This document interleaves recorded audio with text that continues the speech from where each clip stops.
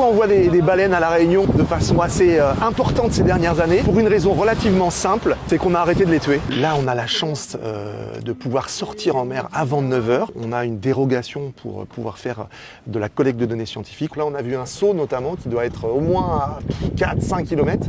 Donc on va y aller. Alors comment on fait pour comptabiliser ces baleines? Il y a une information dont on a besoin, c'est d'avoir la face interne de la nageoire caudale de la baleine en photo. Cette face interne de la caudale, de la nageoire caudale, ça constitue sa carte d'identité. On a des bases de données qui aujourd'hui comptabilisent à peu près 4000 caudales. Ça, c'est les résultats de l'effort de prospection qu'on a fait depuis maintenant 20 ans à La Réunion. Alors on peut savoir grâce à ça combien de temps les baleines sont restées à La Réunion. On va photographier une caudale plusieurs jours ou plusieurs semaines de suite. On peut aussi savoir si elle est revenue d'une année sur l'autre. On a environ que 3-4% de baleines qui reviennent à La Réunion. Le reste, ce sont des nouvelles baleines. Chaque année, la saison est différente.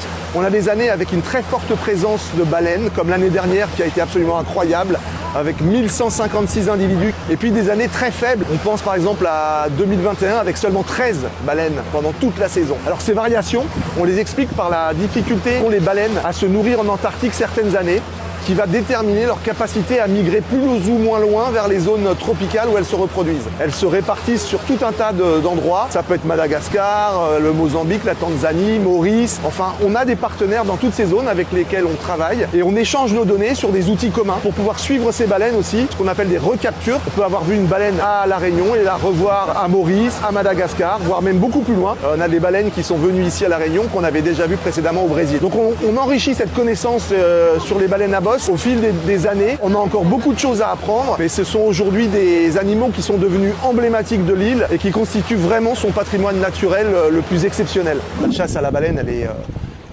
évidemment dans tous les esprits parce qu'elle a été massive, parce qu'on a quasiment exterminé l'intégralité des grands cétacés sur cette planète. Par contre, il y a des nouvelles menaces. Et les protéger, c'est aussi prendre en considération toutes les pressions que subissent ces animaux. La pollution sonore, les pollutions plastiques, la pêche, même si elle ne vise plus les cétacés, ils sont victimes de prises accidentelles de façon massive. Dans l'océan Indien, c'est 4,1 millions de petits cétacés qui ont été décimés depuis les années 50. On estime qu'il y a environ 200 000 baleines à bosse, si on prend cette espèce, aujourd'hui actives sur tout le globe, contre quelques milliers uniquement à la fin de la chasse industrielle. On a fait face à cette extermination injuste. On a considéré les intérêts vitaux de la baleine à vivre tranquillement sa vie. C'est ce qu'il faudrait faire avec toutes les espèces sauvages et même domestiques d'ailleurs.